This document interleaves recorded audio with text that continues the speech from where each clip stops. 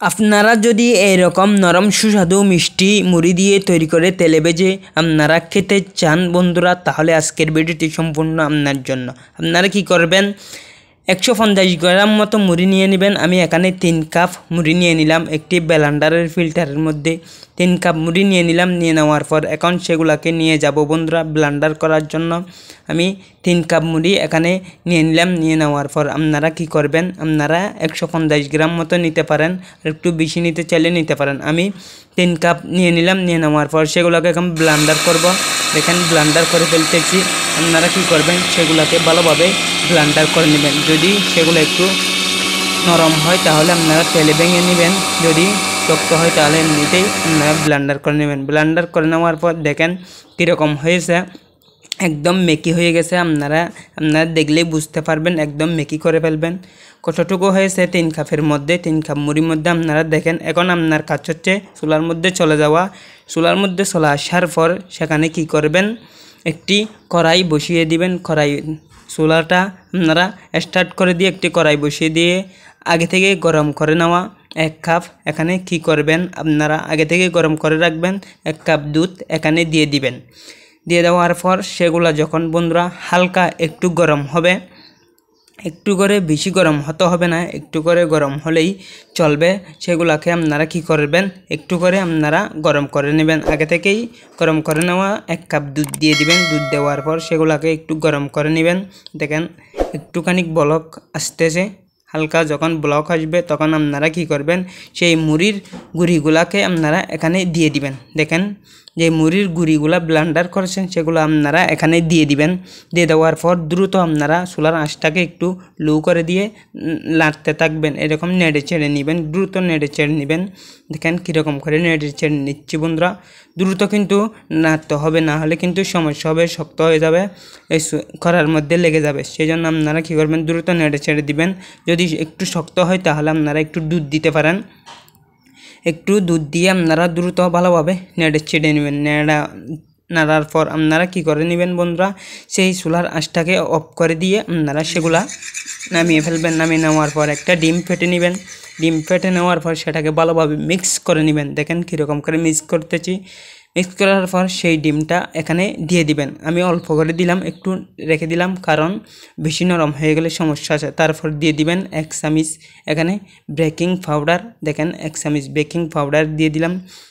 আপনারা একটা ডিম দিয়ে দিবেন। ডিম দেওয়ার পর বেকিং পাউডার দিয়ে দিবেন। দেখেন একটা 10 টাকা দামের পাউডার দুধ আমি এখানে দিয়ে দিলাম। আপনারাও কী করবেন, এখানে কিন্তু আমাকে সহযোগিতা করতেছে আমার মা ও বোন। আপনারা বাড়িতে যারা আছে তাদেরকে সহযোগিতা করতে বলবেন। একটা 10 টাকা দামের পাউডার দুধ দিয়ে দিবেন। দেওয়ার পর আপনারা সেগুলাকে কী করবেন, ভালোভাবে মিক্স করে নেবেন। একটু নরম বন্ধুরা, একটু লবণ দিতে পারেন আপনারা। তারপর দিয়ে দিবেন 1 চামচ পরিমাণ তেল। 1 চামচ তেল দিয়ে দিবেন। তেলের বদলে ঘি ব্যবহার করতে পারেন আপনারা। 1 চামচ তেল দিয়ে দিবেন। তেল দেওয়ার পর আপনারা কী করবেন, ভালোভাবে সেগুলোকে মিক্স করে নেবেন। একটা ডিম দিবেন, 1 চামচ বেকিং পাউডার আর 1 চামচ বড় চামচ নিয়ে 1 চামচ তেল আর একটা পাউডার দুধ 10 টাকা দামের, সেগুলোকে দিয়ে আপনারা ভালোভাবে নেড়ে ছেড়ে নেবেন। দেখেন একটু শক্ত হয়েছে, যার কারণে আমি ডিম একটু রেখে দিয়েছিলাম, সেগুলা দিয়ে দিচ্ছি। আপনারা কি করবেন, সেগুলা দিয়ে দিবেন। সেগুলা দিয়ে দেওয়ার পর সুন্দর করে এরকম করে মথে নেবেন। আউড়ি চাবড়ি কাবড়ি করে আপনারা সুন্দর করে মথে নেবেন। দেখেন এরকম সুন্দর করে কিন্তু মথতে হবে, দলা দলা থাকলে কিন্তু সমস্যা হবে, মিষ্টিটা কিন্তু একটু শক্ত হয়ে যাবে। যার কারণে সুন্দর করে ভালোভাবে নেড়ে চেড়ে নিয়ে লাইরা চারা মতে নেবেন। মতে নেওয়ার পর এখন আপনারা এরকম করে সুন্দর করে যখন মতে নেবেন, মতে নেওয়ার পর একটা কি করবেন, আরেকটা পাত্রে নিয়ে নিলাম আমি। আপনারা একই পাত্রে করতে পারেন। এরকম সুন্দর করে নেওয়ার পর সেটাকে আপনারা 10 মিনিট মতো রেস্টে রাখবেন। একটা ডাংনা এখানে ডেকে দিয়ে 10 মিনিট মতো আপনারা কি করবেন, রেস্টে রাখতে হবে সেটাকে 10 মিনিট মতো। 10 মিনিটের একটু কম হলে চলবে। রেস্টে রাখার পর আপনারা কি করবেন, আবার ফিরে আসবেন। ফিরে আসার পর আপনারা আপনাদের পরিমাণ মতো মিষ্টিগুলা তৈরি করে নেবেন। দেখেন কীরকম করে মিষ্টিগুলো তৈরি করতেছে। আপনারা আপনাদের সাইজ মতো সুন্দরভাবে যতটুকু আপনাদের সাইজ আপনাদের প্রয়োজন ততটুকু আপনারা সাইজ মতো সেগুলো তৈরি করে নেবেন। যখন আপনারা এরকম করে সুন্দর করে হাতের মধ্যে একটু তেল অথবা ঘি দিয়ে আপনারা তৈরি করে নেবেন। তৈরি করে নেওয়ার পর সেগুলাকে একটা একটা সুন্দরভাবে সারিবদ্ধভাবে বসিয়ে দিবেন। দেখেন 3 পট মুড়ির মাধ্যমে 3 কাপ মুড়ির মাধ্যমে কতগুলা মিষ্টি হয়েছে দেখেন।